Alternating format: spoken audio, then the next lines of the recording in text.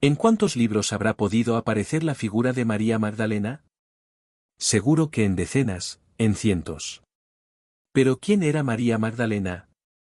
Si cogemos los datos, la documentación de la época, lo que escribieron sobre ella, no creo que supere unos pocos folios, ¿verdad?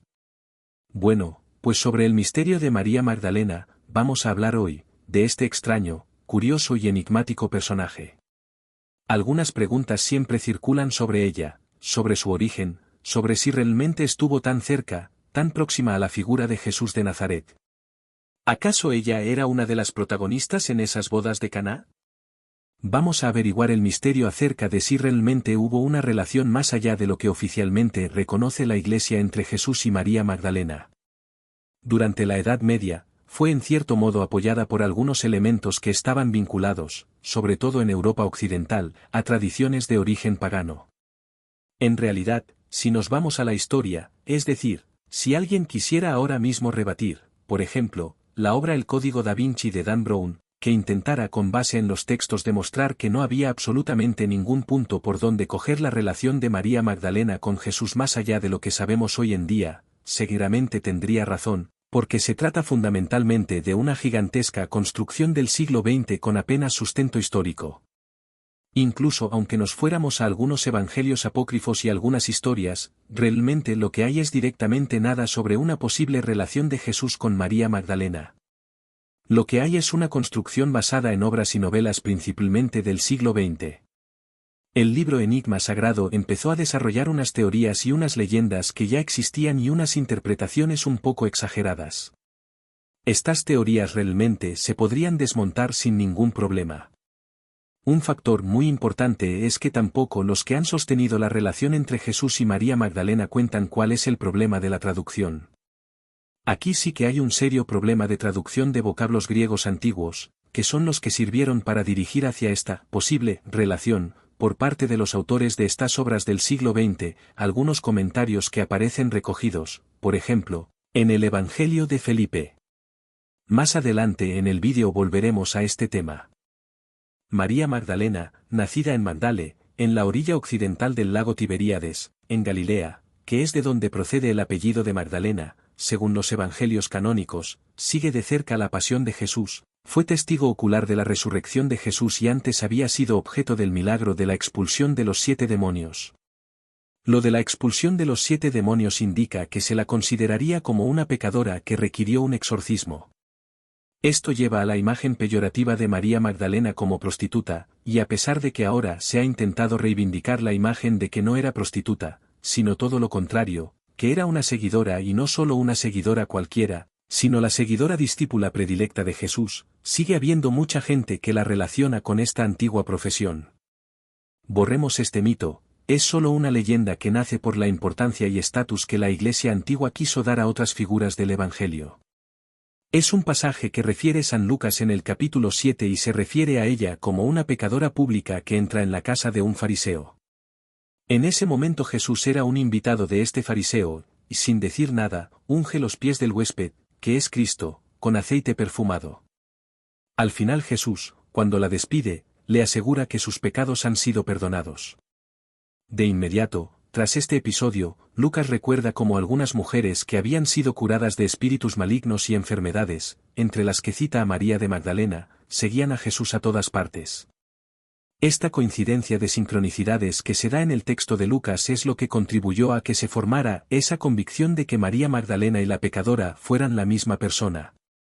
Había muchas mujeres, podría ser cualquier otra, y María Magdalena le acompañaba como discípula. Además, se la suele identificar con María de Betania, la hermana de Marta y de Lázaro, que eran muy cercanos a Jesús. A esta mujer se la describe en el Evangelio de San Juan, lanzándose también a los pies de Cristo, llorando por la muerte de su hermano y antes de que fuera resucitado por Jesús. En ese momento se lanza hacia Cristo para ungirle los pies con perfume de nardo puro, así dice San Juan, y luego los seca también con sus cabellos. Todo esto es lo que ha hecho que se identifique a María Magdalena con la de Betania y con la pecadora. Estaríamos hablando de las 3 Marías, una identidad común, avalada por el Papa Gregorio y en el siglo VI. Y a partir de ahí viene la confusión. tenemos a María, la pecadora prostituta, María de Betania, la hermana de Lázaro, y María Magdalena, que fue la que vivió la expulsión de los 7 demonios. Una vez que se produce este milagro, la expulsión de los 7 demonios, María Magdalena sigue a Jesucristo, con el resto de sus discípulos. Muchos apóstoles se muestran disconformes con esto, porque parece que Jesús vuelca sobre ella toda su atención. En este punto, volvemos a lo que hablamos antes sobre el Evangelio de Felipe y la traducción del griego clásico, que es el idioma en el que este Evangelio está escrito. Y lo enlazamos también con una de las grandes manipulaciones que, desde luego, el libro de Dan Brown ha convertido ya en una leyenda urbana indestructible. Una cita del libro de Brown dice: «Y si la compañera del Salvador es María Magdalena, Cristo la amaba más que a todos sus discípulos y solía besarla en la boca». Luego añade que esto está sacado de la sentencia 55 del Evangelio de Felipe y habla de las diferentes traducciones al arameo, pero en realidad el Evangelio de Felipe está escrito en griego.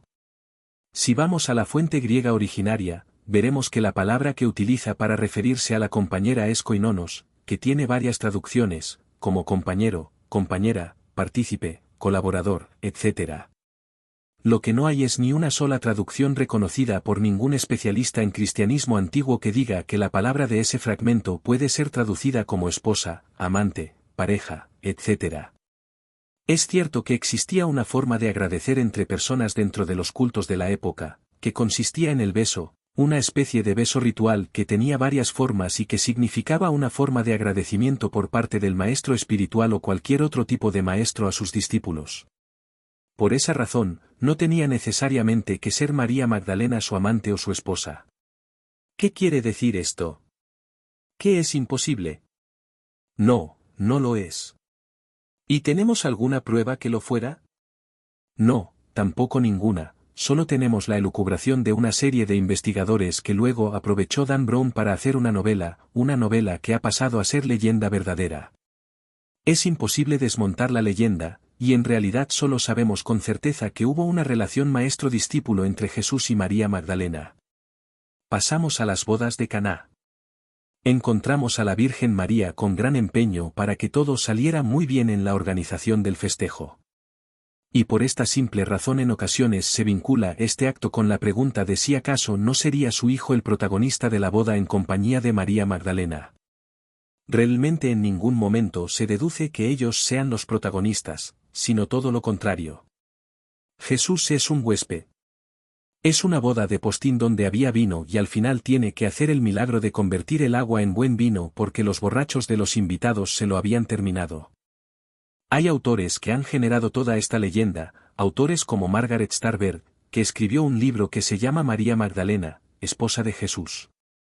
Ella dice que en la Edad Media es donde hay que rescatar un poco todos estos pocos datos históricos. Ella considera que Jesús, como descendiente de David, se une con una hija de la tribu de Benjamín, porque de esta forma sería dado por cierto por la estirpe davídica. Ella también defiende que el grial es la sangre real.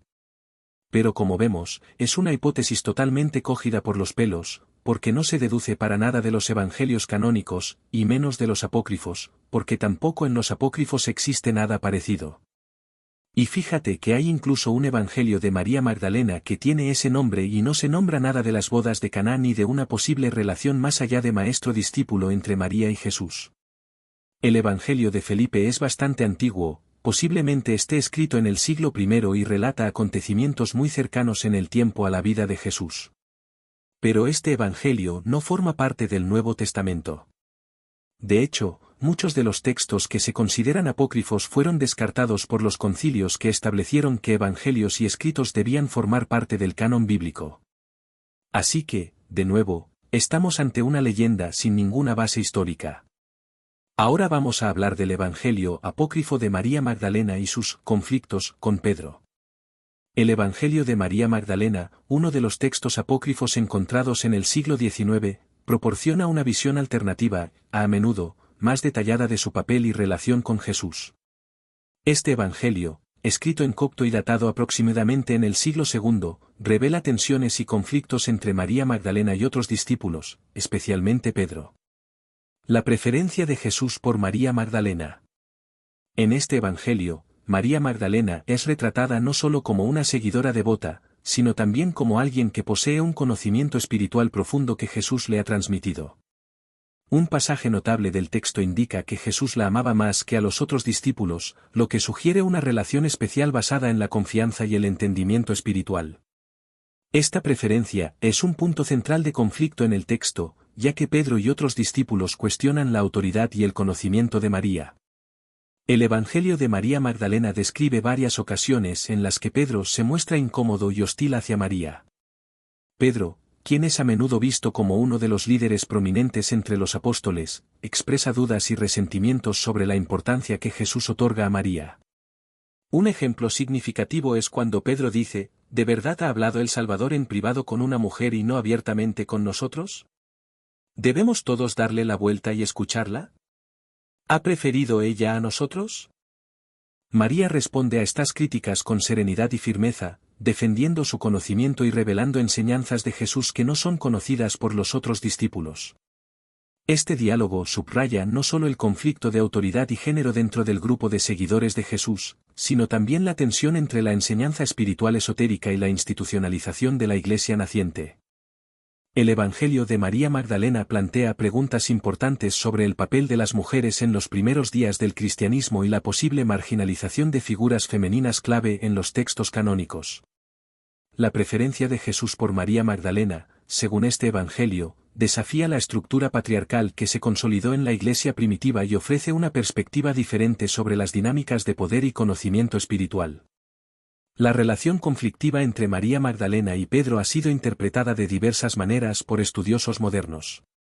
Algunos ven en estos conflictos una evidencia de las tensiones reales en los primeros grupos cristianos, mientras que otros sugieren que estos relatos fueron utilizados para promover agendas teológicas específicas, favoreciendo o desprestigiando ciertos roles dentro de la comunidad cristiana. Este texto ha contribuido de manera relevante a la revalorización de María Magdalena en la historia del cristianismo. Al destacar su conocimiento y cercanía con Jesús, el Evangelio de María Magdalena ofrece una figura de autoridad espiritual femenina que contrasta con las representaciones tradicionales de María como una pecadora arrepentida. Esta revalorización se ha visto reflejada en movimientos contemporáneos que buscan recuperar y reconocer el papel de las mujeres en la Iglesia y en la historia cristiana. En el siglo IV, la Iglesia realizó una separación entre los evangelios oficiales, conocidos como canónicos, y los apócrifos. Existen dos teorías sobre esta decisión. Una sostiene que la Iglesia lo hizo para proteger la imagen divina de Jesús frente a textos que lo presentaban como una figura más humana. La otra teoría, que parece ser la más aceptada, sugiere que la Iglesia simplemente continuó la tradición de los evangelios que habían sido transmitidos mediante la tradición apostólica. Todo indica que esta última es la razón.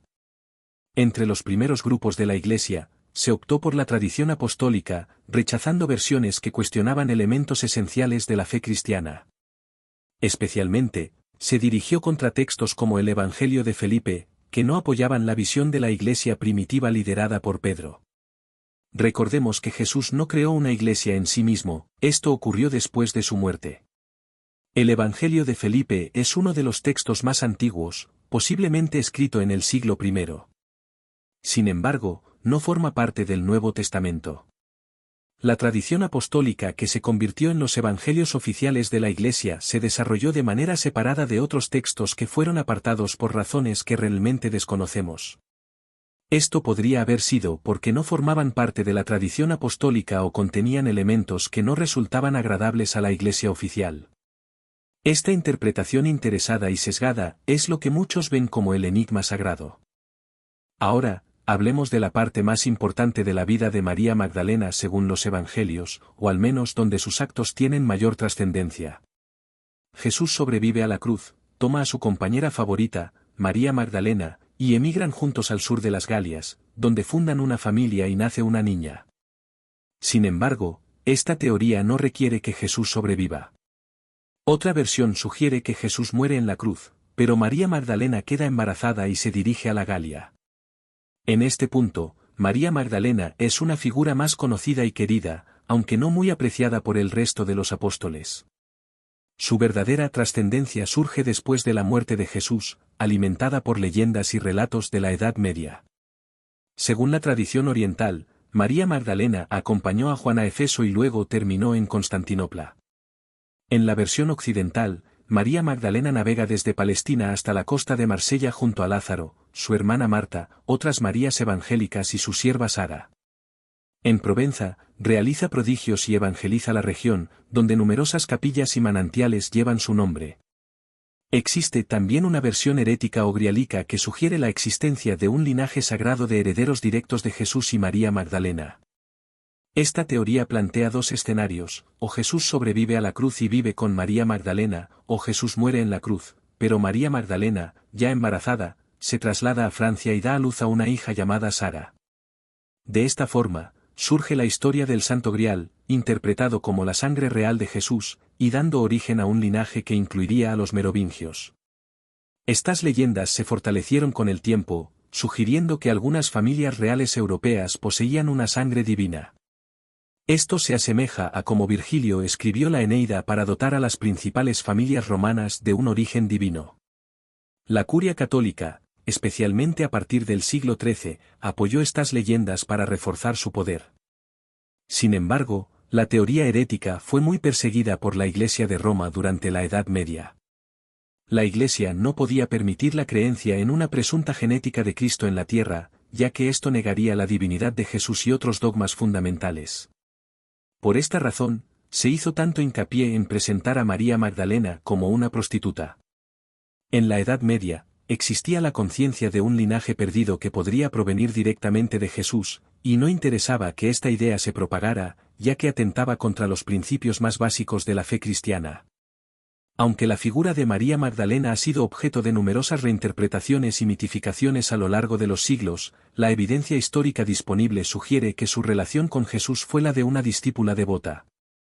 Las narrativas modernas que proponen una relación matrimonial entre ambos son, en gran medida, productos de la imaginación literaria y cultural más que de hechos históricos comprobados.